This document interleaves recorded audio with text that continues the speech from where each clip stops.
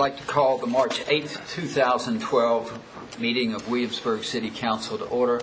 Ms. Scott, would you call the roll, please? Ms. Newton. Here. Mr. Collins. Here. Mayor Holman. Here. Mr. Fryman. Here. Mr. Foster. Here. First order of business today is council minutes for the meetings of February 6th and February 9th, 2012. Do I have any additions or corrections? Hearing none, I'll take a motion. Mr. Mayor, I move approval of the council minutes from the February 6th and February 9th, 2012 meetings. Second. Have a motion and a second. Would you call the roll, please, Ms. Scott? Ms. Newton. Aye. Mr. Collins. Aye. Mayor Holman. Aye. Mr. Fryman. Aye. Mr. Foster. Aye. Matters of special privilege, I believe we have none today. That's correct. That brings us to our next order of business, which are public hearings. We have two today.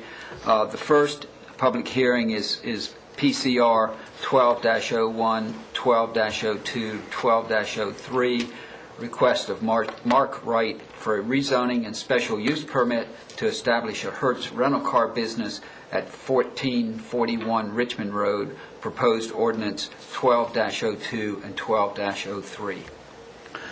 Ms. Murphy. Mayor, members of council, as you stated, this is a request for a Hertz car rental business to locate in the building that was formerly occupied by Always a Happy Hour, which is at this location. It has three parts. The first is a rezoning request, and the rezoning request requires changing approximately 2.9 acres from Mama Steve's up in this area down to the proposed Hertz location. From B3 general business to B2 corridor business district. The B3 district does not allow automobile rental agencies. The B2 district allows automobile rental agencies with storage of vehicles on premises with a special use permit.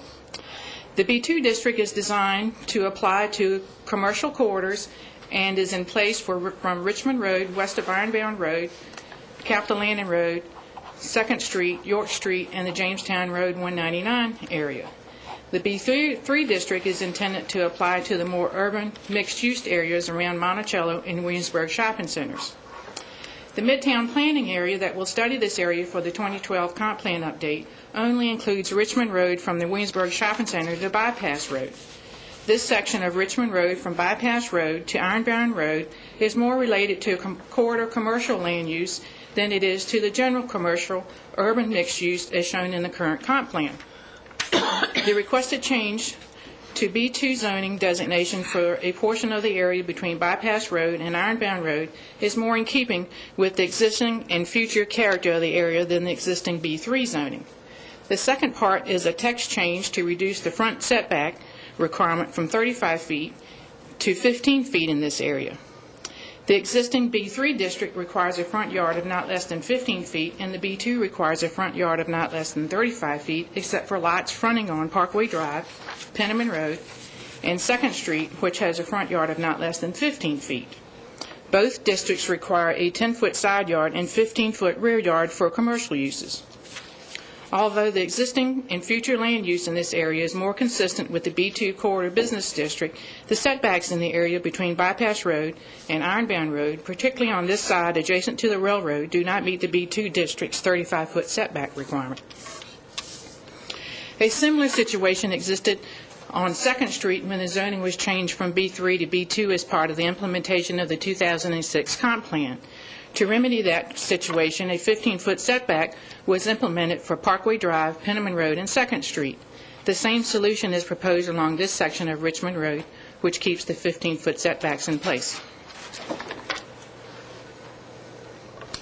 The third part of the request is the application for a special use permit for Hertz car rental to locate at 1441 Richmond Road with 10 parking spaces on the adjacent lot for the rental of cars. And this is the proposed Hertz rental car with the 10 parking spaces in this area. You have in your packet the applicant's statement. The proposed Hertz car rental business will utilize the existing building and the parking and will fit in with the tourist-type uses along this section of Richmond Road. This use complies with the intent of the B2 district. Planning Commission held a public hearing last month and recommend that City Council to approve the rezoning as detailed in the ordinance provided in your packet They also recommended approval of the text amendment for the second setback requirement to be reduced from 35 feet to 15 feet, as detailed in the ordinance in your packet, and approval of the special use permit for a car rental business at 1441 Richmond Road with up to 10 vehicles parked on the adjacent property at 1447. I'd be happy to answer any questions you may have. I know Mr. Wright is also here, the applicant, if you have any questions of him. Okay. Thank you very much, Carolyn. Does anybody have any questions for Carolyn before I open the public hearing? I have a couple, Yeah, if I may. please. Ms. Murphy, I'm assuming there's no impact to the other existing businesses in this?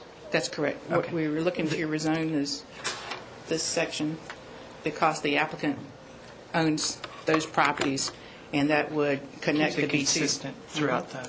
Right. Why was it B3 to begin with if B2 would be more in keeping with the character of the area, especially since B3 is right across the street? I mean, has the corridor changed that much? I don't think the corridor's changed that much. I think from B3 is what was been in there since the 1991 zoning text change, and this area hasn't really been looked at that much in depth, and we're currently going to look at that as part of the comp plan update. And with staff looking at that, we think that the area from Bypass Road out towards the west part of town is more of a corridor that is a tourist-related corridor, and then when you go from Bypass Road into town, it gets to be more of an urban use, and we're looking at changing the comp plan recommendation on that section. And the referenced changes that were made in the Northeast Triangle area with the setbacks, was that because of limited lot size? It's the lot size and also the depth. As you can see, this section is the most, has the least depth of Right. other areas along Richmond Road. In fact, it ranges from probably 125 feet to 190 feet at the deepest part. So when you look at those setback requirements, it starts, if you're looking at redevelopment, it starts to affect the area that you can develop in, and we think that this is a good area to have the 15 feet to match what we did on 2nd Street rather than to change it, keep it at 35 feet. And I'm not saying this is necessary, I'm just curious, was there any discussion at the time that this was being considered of adjusting the setback throughout the B2 to make a provision for if there are any other circumstances where the lots are confined or constrained on the depth, where there, it could be a ratio of the total depth or some other or factor where we just have to continue to review setbacks each time one of these opportunities arises? Well, I think this section is the one that's the most in crunch if these other ones happen to go to B2, like we're going to suggest in the comp plan. Across the street, I think the lots had more depth, and I think further out they have more depth, but that's something we can look at as part of the comp plan update. Thank you. Scott? Do you foresee any ingress and egress change with the zoning change? No. What we have is, High Street's here, and we have the traffic light there. You currently come in this way, and everybody comes out through the traffic light, and there's also a connection at the back here that goes to the parking lot where the cars would be parked. So there's, I think, good traffic So connection. it's well suited. That's all. Thank you. Anybody else? Okay, thank you, Carolyn. Thank you. With that, I'll open the public hearing and ask anyone who wishes to come forward to speak to this issue to please do so. If you would state your name and address. Seeing none, I'll close the public hearing and come back to council for discussion and action.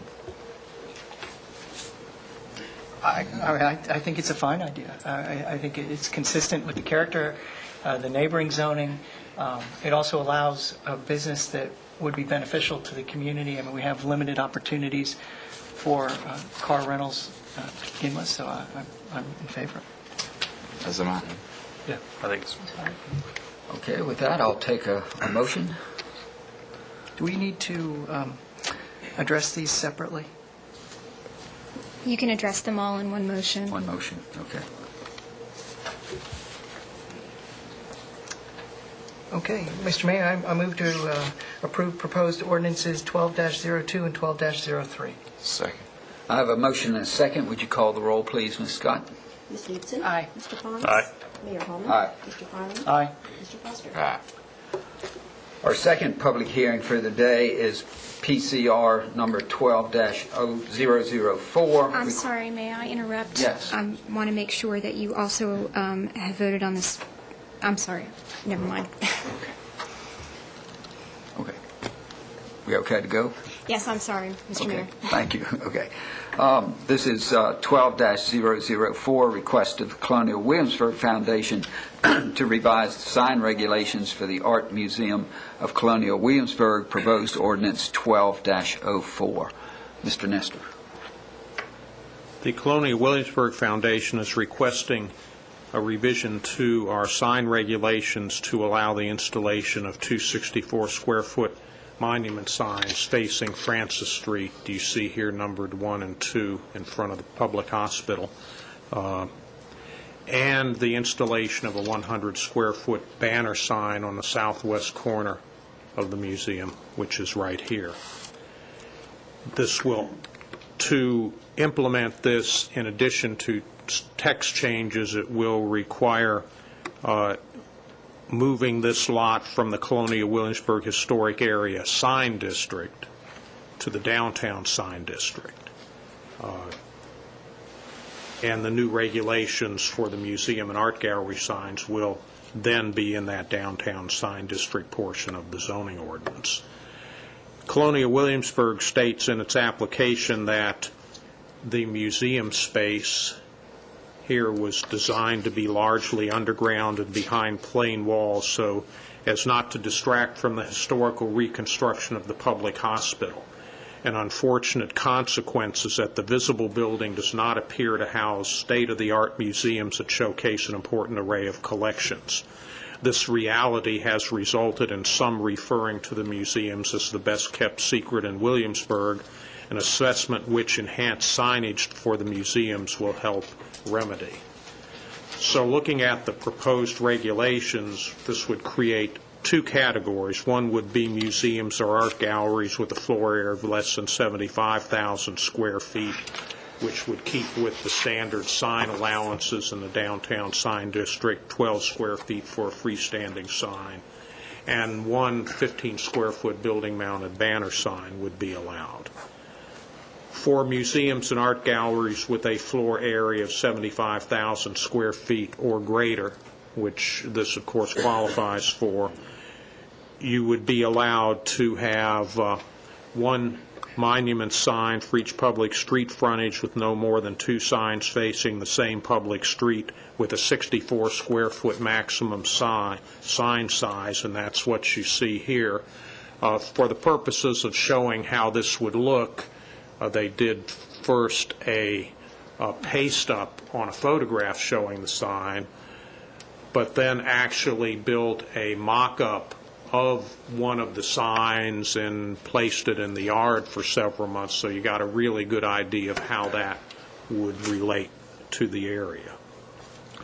The second allowance would be a 100 square foot maximum size building-mounted banner sign for each public street frontage, and that is the sign that they are proposing on the back corner of the museum. Architectural Review Board approval of the signage would, of course, be required because this area is in the Architectural Preservation District.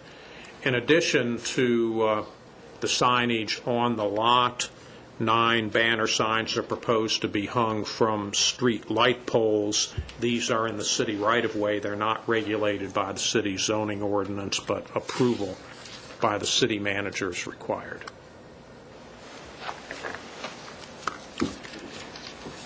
As stated in the application, the art museums of Colonial Williamsburg are in need of enhanced signage. Better signage and better identification would be an asset, I think, to the downtown area.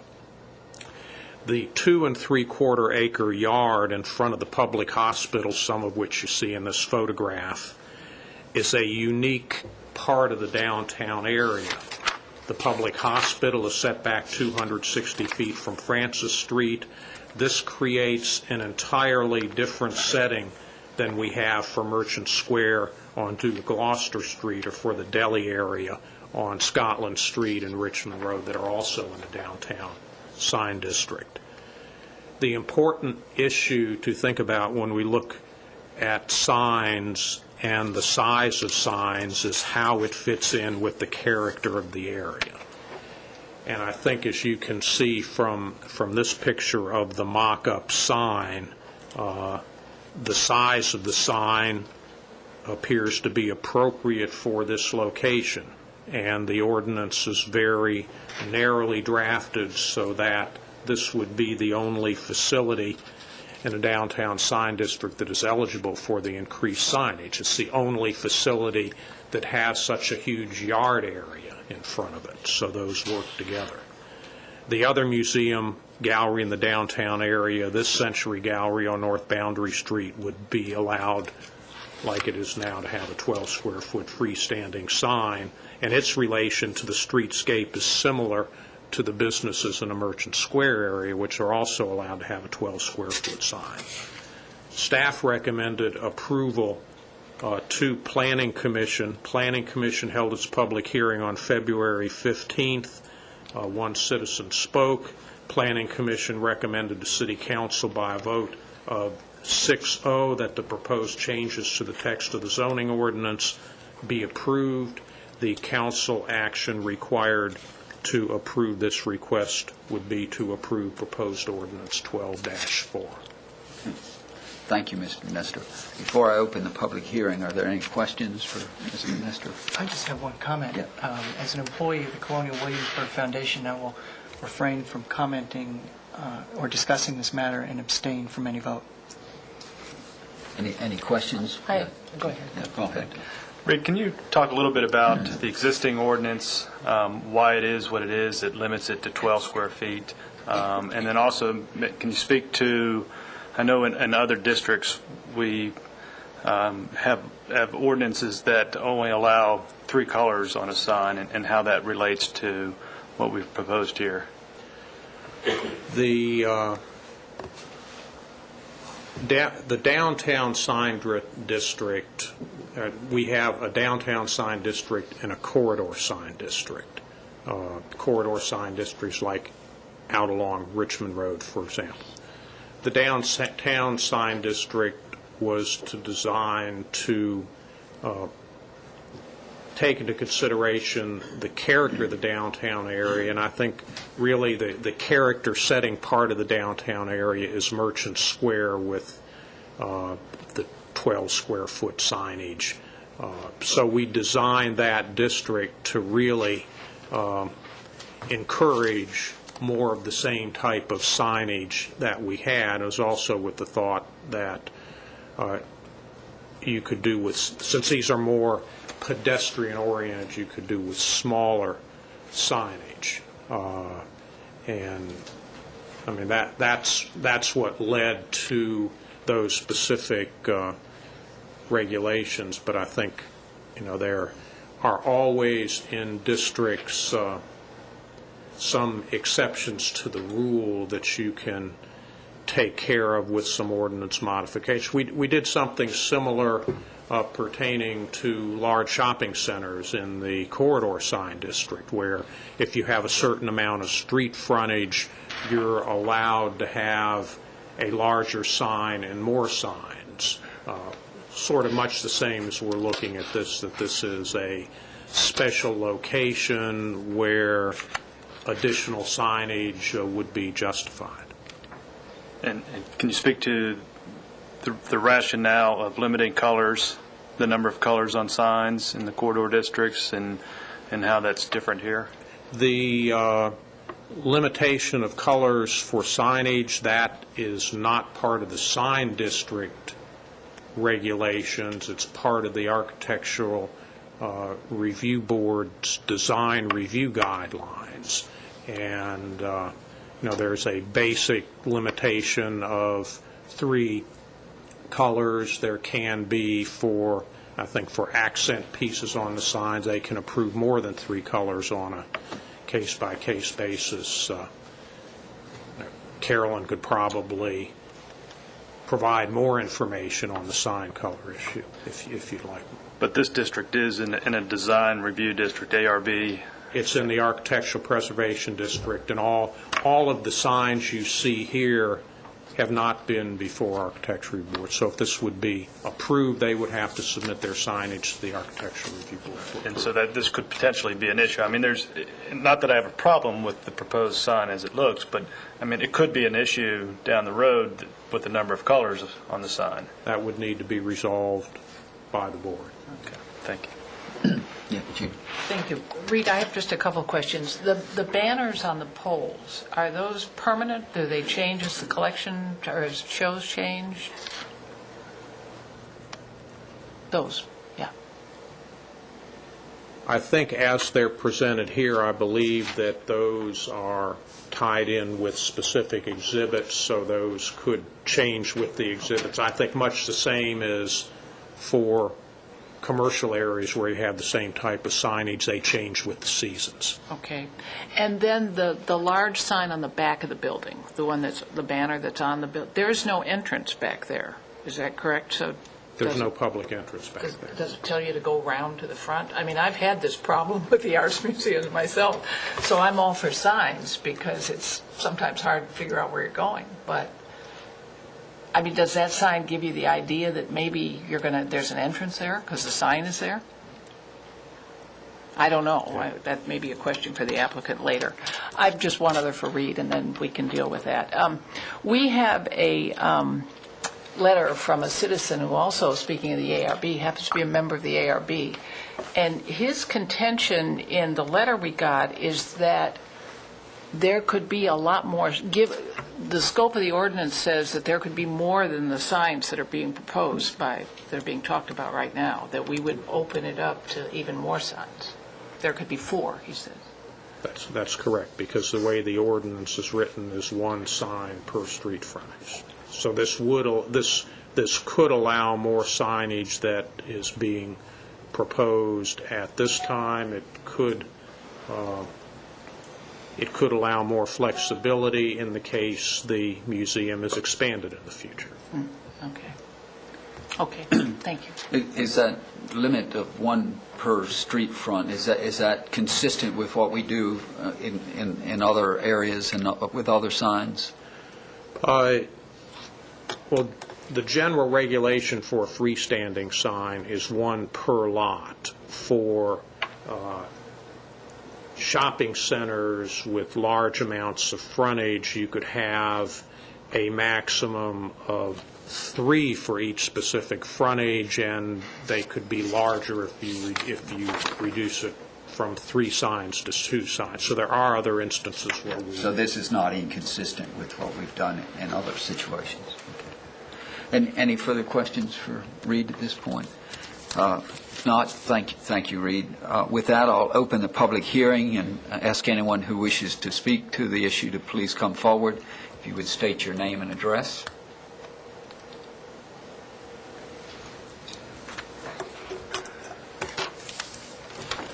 Good afternoon, Mr. Mayor, members of council. My name is Mark Duncan. I am here today representing the Colonial Williamsburg Foundation, and I'm joined by my colleagues Ron Hurst and Rick Hadley. At the outset of my comments, I'd like to thank city staff, in particular Carolyn Murphy and Reed Nestor, for their assistance and guidance throughout this process and for getting us to where we are today. And we're here today, as you know, requesting a mechanism to improve and enhance signage for the art museums of Colonial Williamsburg. This is in an effort to better orient, guide, and educate our guests. And I hope you were able to see the mock-ups of the signage that we had on property recently that Mr. Nestor alluded to previously. In your meeting materials and in his presentation, Mr. Nestor cited several factors that resulted in his positive recommendation initially to the Planning Commission and subsequently to you now.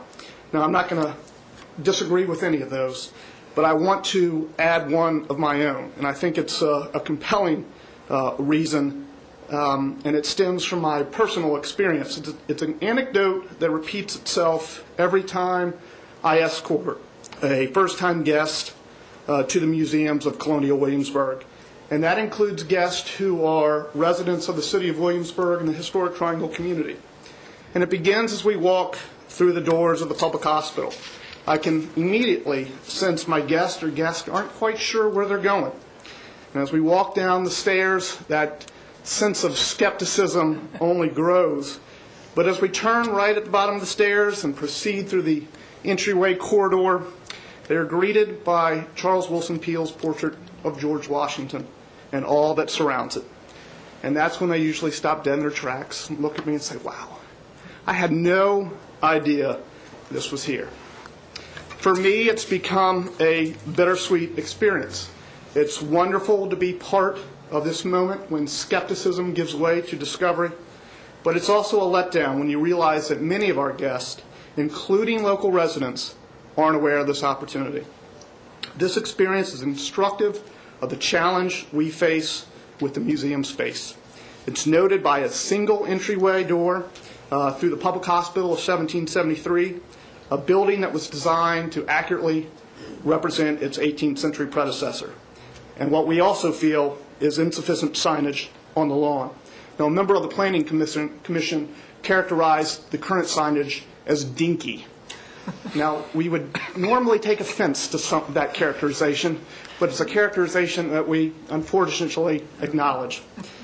Colonial Williamsburg Foundation does not want the museums to continue to be the best kept secret in Williamsburg. They are an integral component of the Foundation's educational offerings, and we want to make sure we do everything we can to showcase this cultural amenity to everyone in this community and beyond. And we're here today requesting your support with this effort. The museums of Colonial Williamsburg are a significant asset to our community and, in fact, the larger museum community. And I'm delighted that Ron Hurst, the Foundation's Vice President of Collections, Conservation, and Museums, and its Chief Curator, is here to tell you more about the museums and their collections. Good afternoon, and thank you. I think it's fair to say that this institution holds a collection that is of national significance, and it is not suspected by most visitors and many locals that there is 100,000 square feet of museum space behind that relatively small colonial hospital building. Most museum buildings give architectural cues to visitors that there is a museum inside and that the entrance is at a particular place. In the reconstruction of the public hospital almost 30 years ago, the goal was to replicate that hospital scenario from the 18th century. As an asylum for the care of the insane, it was set 265 feet back from the street in the middle of the lot for reasons of privacy for the patients. It continues to do that very well today, which is at odds with what we are trying to do with our visitors. At some point in the future, we hope to expand the museum to the south so that there will be a street-level entrance, but we don't know when that will happen. It is totally dependent upon fundraising in the future. And for the meantime, we find again and again that visitors walk to the front lawn, open their maps, look around, decide they're in the wrong place, and turn around and walk away. I will also say that we have had an alarming rise in attendance at this site since this temporary sign went up in the front yard. Year to date, over last year at the same time, we've had 55% more visitors. We can't prove that it's the sign, but we can't figure out what else it would be at this point. So we do think that signage that is tasteful and in keeping with the architecture would be an asset to both the museum and to the community. And I would finally just say that the materials selected for the sign are those that were available here in the 18th century. It is a red sandstone construction. It is exactly the same stone from the same quarries that was used for the courthouse steps in 1774 and for mantelpieces at various houses in the historic area. And the molding profiles, while not attempting to replicate 18th century buildings, are drawn from that same vocabulary. Thank you. Thank you very much. Anyone else wish to comment? If you would. Ladies and gentlemen, my name is Ginger Crafts, and I live on Mimosa Drive. And unlike these gentlemen, I don't work for Colonial Williamsburg. I've been to this museum many times, and I've seen the signs. I didn't know why they were there initially, but I was glad to see them there because I had not nearly as much trouble directing people to the museum. They reminded me of signs I had seen in Stratford and Bath when we were in England the last time. They are not only appropriate and tasteful, they were beautifully artistic and really belong there. We need them. This is a treasure and an asset to our community, and yes, it is the most closely guarded secret in our town. We need economic growth. We need more ticket sales, and this would be a benefit to the entire community. I love to take my guests there, as this other gentleman said, and see them go down the stairs, turn the corner, and gasp, and spend hours in there and have a nice little lunch in the back in the little cafe that is also a closely guarded secret and one of the best buys in town. And I am appreciative of Paul abstaining on this because he does work for CW, and I hope there will be a unanimous vote in favor of this because we need these signs. We need to get more people in there because when they get in there and see what we've got, they're just awed. It is a magnificent place. More people in there, will be more people staying longer and more people appreciating what a wonderful place we have. Thank you. Thank you very much. Anybody else wish to comment? If not, I'll close the public hearing and come back to council for discussion and action. Just a couple of comments. I too agree that these signage, the proposed signage ordinance change will be a benefit to the museum. To me, it really signifies a kind of a new life for that downtown area, which we all aspire to. We want more visitors to come, and as the speaker just mentioned, more speakers, or more visitors, more visitation, overnight visitation, restaurant meal sales, which is part of what we do. So I think when I see the signage as it was proposed, I get the sense that there's a real museum there, and so it's a benefit.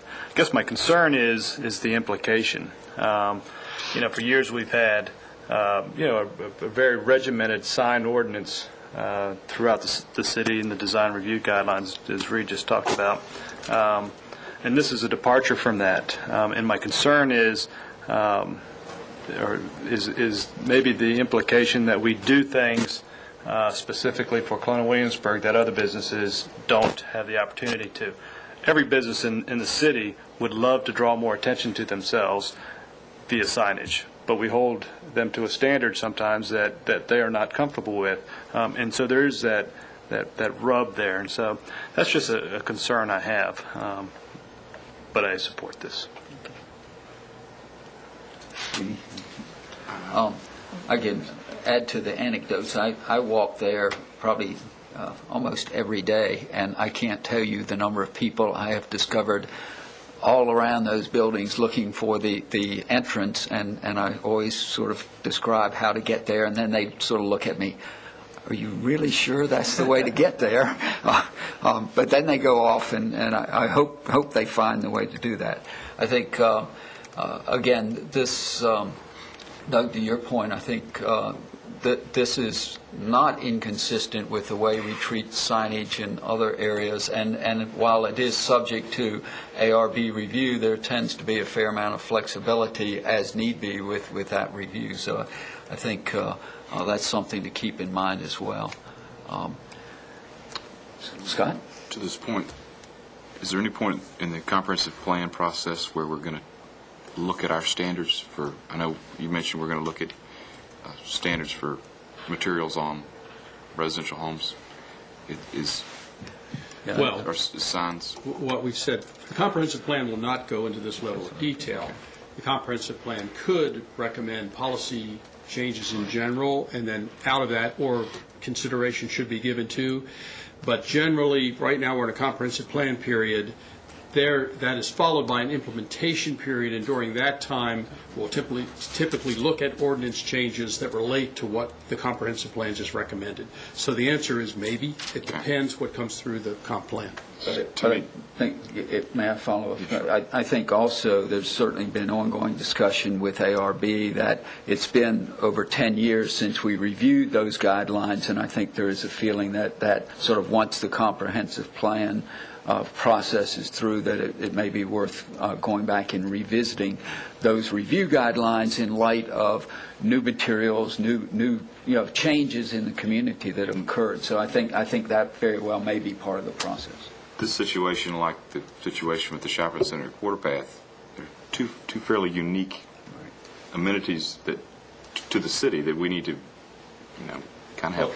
Could add on that, we do have a separate set of regulations that deal with shopping centers that is different from an individual business, recognizing when you have a large center that it has a different set of sign standards than an individual business. So there is some tailoring of commercial signage, recognizing the size and scope of the business. Any further questions? Mr. Mayor, I'll move the adoption of proposed ordinance 12-04. Second. I have a motion and a second. Would you call the roll, please, Ms. Scott? Aye. Aye. Aye. Abstain? Mr. Foster. Ah. Thank you. And thank you all for being here, for both public hearings. Our next order of business is reports. The first of the monthly financial statements. Jack, is there anything in particular? Yes, a few things to point out.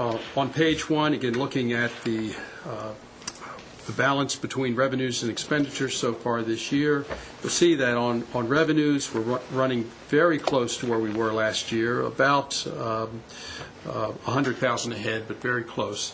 On expenditures, we're running almost a million ahead of where we were, but consistent with the budget this year. Currently, the finance director in projecting our year-end revenues over expenditures is $320,000. That will change, we know, as we have another 4 months to go, so that is just an estimate at this point, but again, not nearly so high as we were last fiscal year. So that just gives you the overall picture on the general fund. I'd also point out on page 5 on room and meal tax, we do have some encouraging signs there. The past 3 months have been significantly positive over 3 months prior in both room tax, meals tax, and sales tax, and particularly in room tax, and last month in sales tax. So those have been a while since we have seen all 3 indicators in 3 months being up. So we're encouraged by that sign, although it's still too early to pop the cork. So any other questions? Any questions for Jack on financial? Next is monthly department operating reports. Jack, is there anything I have nothing in particular to point out. Any questions you might have, we'd be happy to address. Any questions for Jack on that? Okay. Next are city manager reports, and we have 3. The first is the budget process update. Yes, you'll see the memo gives the schedule for the budget hearings and work sessions. The work sessions will take place on Monday, March 19, and Tuesday, March 20. They both be, as we traditionally have, will be in the 3rd floor conference room of the municipal building, and beginning at 5 p.m. And then the full budget hearing will occur at the next council meeting, April 9, at 2 p.m.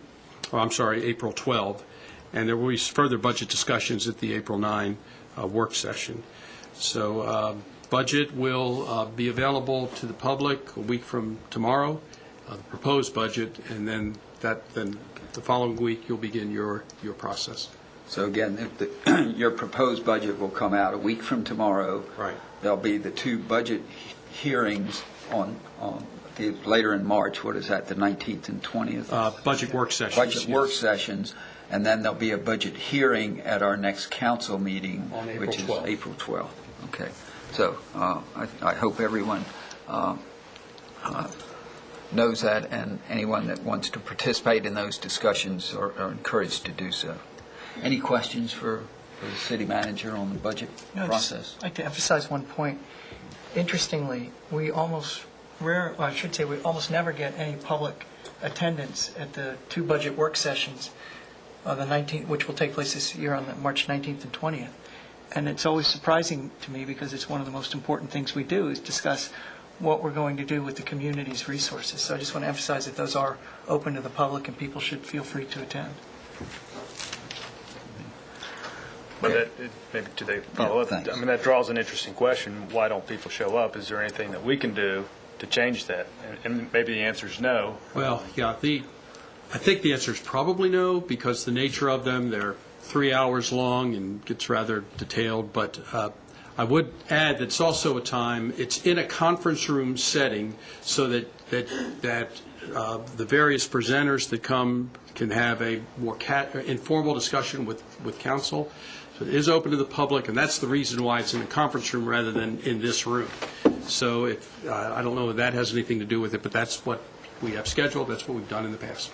So, certainly, Kate, I assume you will use your various magic to get the word out to as much as possible. Great, thank you. Any further discussion on that? Next is the emergency operating plan adoption. Chief Deck will give this report.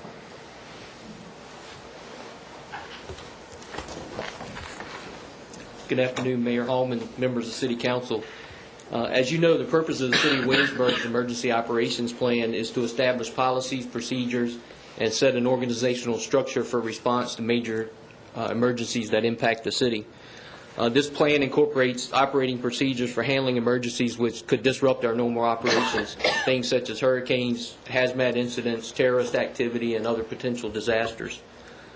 This plan also establishes some guides and procedures to mitigate the potential consequences of disasters that could threaten the health and safety of the public. Through implementation of these response policies and guidelines, the overall fix of any incident can be minimized. As you saw in your agenda, you received a copy of the basic plan. A couple of things I wanted to mention here is with the basic plan, there are 3 other plan standalone documents that are updated and revised at different intervals. That would be our local emergency planning committee document, which deals with hazardous materials, our radiological emergency response plan, which deals with Surrey exercises, and that's updated every other year right before our Surrey exercise. The local emergency planning committee document is currently under review. And then also our hazard mitigation plan, which City Council adopted in 2011. There are also 10 hazard-specific annexes that are a part of the basic, our emergency operations plan. Because the annexes provide some operational specific information and some very sensitive information for our operations, those annexes were redacted from the public version of the emergency operations plan. The Code of Virginia requires us to complete a comprehensive review every 4 years to ensure that our plan remains current. The City of Williamsburg's emergency operations plan for 2012 went through a major revision, and it was reformatted utilizing the template that was provided by the Virginia Department of Emergency Management. So during this next 4-year period, before our next revision, we'll make updates to the plan as necessary. The minor updates and changes can be reviewed and approved by the Director of Emergency Management or his designee. We'll keep track of those changes so that they can be incorporated at the end of the 4 years with the next comprehensive review. With those minor revisions, it doesn't require the emergency operations plan to come back to council for readoption. We just record the changes as necessary and make them in the comprehensive review at our next 4-year interval. So it's what you see as the basic plan, but there's a lot more that went into revision of the plan. But as I said earlier, there's a lot of specific information to our operation that would, to make that public, might jeopardize the integrity of our operations. So I'll be willing to answer any questions you might have. Great. Thank you, Pat. Any questions for Chief Dent? Question. Chief, I'm sure you don't go to all the trouble to create this plan and then put it on a shelf, and then one day somebody sees a terrorist walking down the street and says, well, let's go look at the plan and see what we do.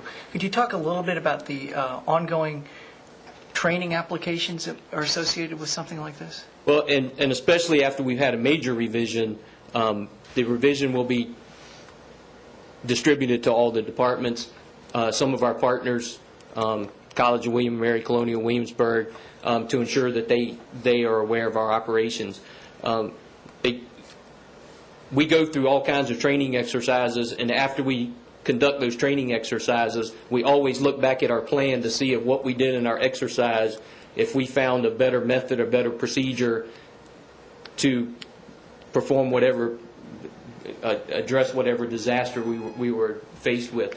Last year we did some tabletop exercises with some of our other partners, and then after those exercises, we use what they call the 8-seat model. It's state. It's an exercise evaluation program where we go back and we actually say these are specific things that we need to address, and a lot of those things come back to policy changes in our plan, and we'll go back and look at that as we go through these exercises. And after the exercises, do you come back and evaluate yourselves on, we followed everything in accordance with the plan, or the plan needs to be changed, or we neglected to do this or that, we need to pay greater attention to that going forward? Yes, sir. We've actually started working. We've tried to bring in some outside evaluators with our last couple exercises, so we get an independent evaluation, and they're familiar with that. They call it the HC model for evaluation, and which gives us a true evaluation of where we stand. And then, just as you said, if we have things that either we didn't follow our policy, or there's changes that we need to make to improve our operations, we go back and address those. Thank you. Scott? You mentioned partnering with the college and William and Mary. Can you maybe elaborate on that? Do they get involved with putting this plan together? Yes. Actually, with all of our plans, we collaborate, and because we're so involved with each other, we've really worked closely to develop our incident command procedures. They always provide input. In fact, our last tabletop exercise was kind of a hybrid exercise where it was somewhat tabletop, but it was somewhat functional, and we involved a lot of people, and it was a pretty big exercise. And we got a lot of feedback from Colonial Williamsburg and the college. And as we did last year with our hazard mitigation plan, they came to the table with things that would affect, that would be important to them, and they were incorporated into our plans. Thank you. Well, that brings something to mind.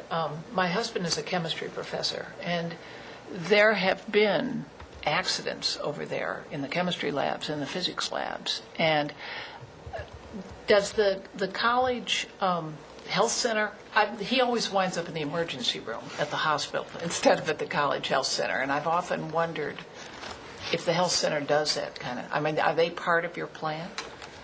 Well, the college has a very, very in-depth safety program, as I'm sure you're aware. And actually, just this week, we were talking about their chemical inventories. They're going through a new chemical inventory process. So for one of the big benefits that we have from that is once they compile that chemical inventory, they put it in their, they have it on a jump drive in their Knox box on the side of the buildings that have those chemicals, and we have a key that has access to that, so we can plug that in and review their chemicals. Some of the smaller incidents that they have at the college we're not even aware of because their safety department is trained to handle those type of incidents. So a lot of them we're not even aware of. Obviously, if someone's injured and they need transport, we're aware of it. But a lot of the minor incidents, their safety division is trained to handle those things, so we're not involved in that. Okay. Thank you. Pat, as you know, we're 9 square miles in the middle of 2 bigger jurisdictions. Talk a little bit about the articulation you have with those other jurisdictions in these areas. We, and from my previous employment, we didn't rely much on mutual aid and working with other departments because it was large enough to kind of did everything on their own. So it was really amazing to me when I came here. I was aware of it, but I really wasn't really involved in it until I came to work here, and now I understand even better what a great system it is. But there's so many different committees, I couldn't start naming them all, that we're all on for emergency management, and we share information, and we collaborate on putting policies like these together. And sometimes it's a year and the hazard mitigation plan was a year and a half process. This one not quite as extensive, but we talk to our partners all the time to make sure that there could be things on the border that would impact the citizens of Williamsburg and vice versa. So we communicate a lot, and especially with James City and York County, I've known both of the chiefs there and the emergency managers there for quite some time, so we have a really good relationship that is beneficial to all of us. Thank you very much. Any further? I'll say as the council representative to the local emergency planning commission, never cease to be amazed at the amount of information that goes on in those quarterly meetings. Folks from all over the state come, and it's always reassuring to hear that we're doing so much with the best information. So, very confident. Thank you. With that, I'll take a motion. Mr. Mayor, I move that City Council adopt Williamsburg's Emergency Operations Plan as presented. Second. I have a motion and a second. Would you call the roll, please, Ms. Scott? Ms. Knutson? Aye. Mr. Pons? Aye. Mayor Holman? Aye. Mr. Farley? Aye. Mr. Foster? Aye. Our next city manager report is presentation areas, Merchant Square Historic Area, proposed ordinance 12-05. Jack? Yes, sir. As outlined in the memorandum that I sent you, we've had a growing issue in the city with conflict between those engaged in expressive activity and other users of public property and adjacent private property in the Merchant Square area and historic area. And with that has come attendant risks to the safety of the public. What has happened essentially is that events have become special events, but they are not covered by our special event ordinance because they're expressive in nature. So the proposed ordinance would amend our special events ordinance and our noise ordinance to deal with that situation while still protecting and respecting the expressive activity in our city.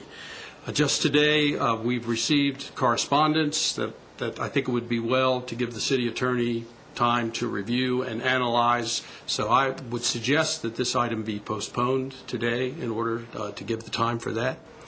So I'd be happy to answer any questions. Any questions? I would take a motion to postpone if you would like. Or... Sure. Can I just ask one question? Yeah. Have we received feedback from citizens, visitors about the... Yes, there's a couple of years' worth of information that has been received, mostly through the police department, of conflicts that have occurred and issues that the police have seen themselves. Yes, sir. If and when this comes back, assuming we do postpone it, could we get just a little more background on the nature of some of the conflict that's arisen? Certainly. I think that would be helpful to understand. Yeah, I also think that this is not an insignificant change, and I think certainly both taking time for the city attorney to think about some of the reactions we've gotten, as well as creating opportunities for the public to have input on this is going to be very important. So I think the idea of postponing at this point is probably a good one, and then we can think about how to both engage the public and to think about sort of what we really need to have and the kind of information we need for this. Yeah, I would just echo that. This isn't an insignificant issue, and it's not one that we're trying to skirt today to avoid any dialogue. But I think, as the point's been made, as information comes in, I think it's important that we get as much as we have before we get into a discussion unprepared. So I would recommend that we do postpone the discussion on this. Would you like to make that a motion? I'll make that a motion. Second. I have a motion and a second. Would you call the roll, please, Ms. Scott? Ms. Knutson? Aye. Mr. Pons? Aye. Mayor Holman? Aye. Mr. Farley? Aye. Mr. Foster? Aye. Our next report are city attorney reports. Chris, I have anything? nothing today. Nothing. Unfinished business, our next item, anything on that? If you were here to speak to the ordinance, we would love to hear from you. We do have an open forum at the end of the meeting, and that would be a time to address. I know, Terrence, I have a speaker's card from you. I have one other speaker's card on another issue, but if anyone wishes to speak to this, council would certainly love to hear your thoughts, because this we are postponing this decision at this point. Unfinished business. Any new business? That brings us to our final agenda item for the day, which is open forum. That is a time when anyone who wishes to address City Council on any issue may do so. I have two speakers' cards I'll call those in the order in which I received them, and then anyone else who wishes to speak to council on any issue may do so. The first card I have is Terrence Wheel. Terrence? Thank you for being here today. Thank you. I'm Terrence Wheel, 412 Harriet Tubman Drive. Thank you for letting me address you. I would like to applaud the city on looking into this matter, because certainly being harassed, yelled at, called names, continuous noise is not appropriate anywhere, and no one should be subjected to that. And I realize that this is the problem we're trying to solve. However, I hope we can solve it in a different way than what I've been able to read about the proposal, and that would be to direct the legislation or law to those particular activities that we find egregious. I know there are complications with noise ordinances, and something happened in Virginia Beach, and I think our noise ordinance says that speech does not come under the noise ordinance. Maybe we can look at that. And also religious expression doesn't come under the noise ordinance. I would even say, even if it seems that we're crossing a precedent line by making a law that restricts those activities to protect the public, it may land us in court, but it would be worth doing that rather than to tell everyone to suffer for this particular behavior. I've participated in some public discourse on the Duke of Gloucester, and I can tell you that the Duke of Gloucester there is a perfect spot, a historic spot, an appropriate spot, and you can peaceably, with a sign and literature, and you're able to discourse with the public in a very good and lively way, and it's very important, and it's endemic to this city and what we stand for. So I'm just very nervous about presentation of zones. In my quick reading background on it, I know that when the president comes to town, you get a presentation zone, but then when he leaves, that zone disappears. But we're talking about permanence.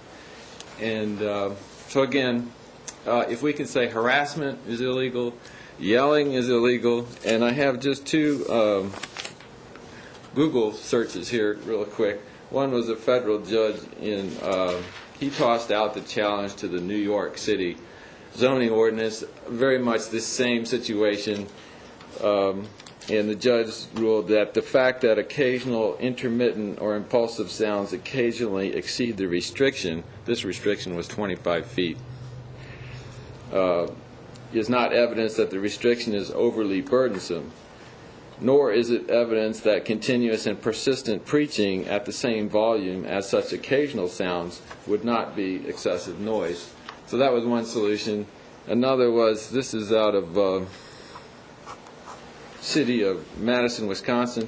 Prohibition of noises disturbing the public peace. No person shall make or assist in making any noise tending to unreasonably disturb the peace and quiet of persons in the vicinity thereof, etc., etc., etc. But I hope there's some other approaches.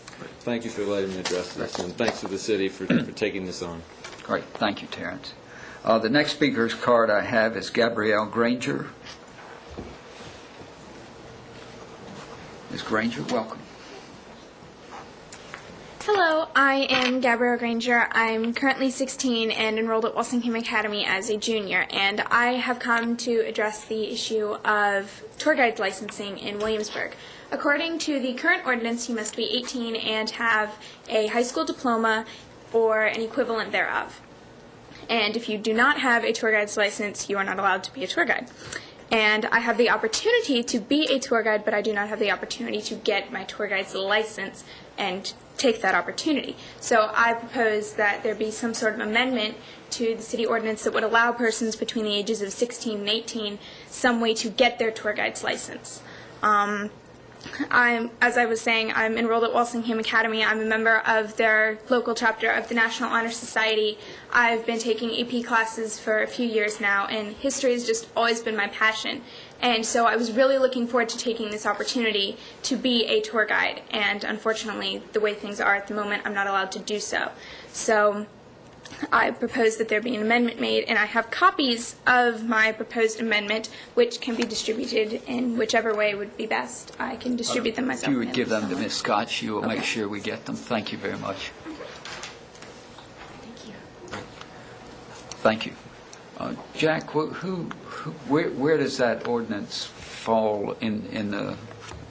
It's one of the chapters in the section on licensing in the city code, and it is a tour guide ordinance that prescribes standards, testing for tour guides in the city. Is it a safety, the age, is it a safety thing? There are standards with regard to education, therefore the high school degree, Right. and tests that have to be taken, and so I believe what the issue here is the high school diploma.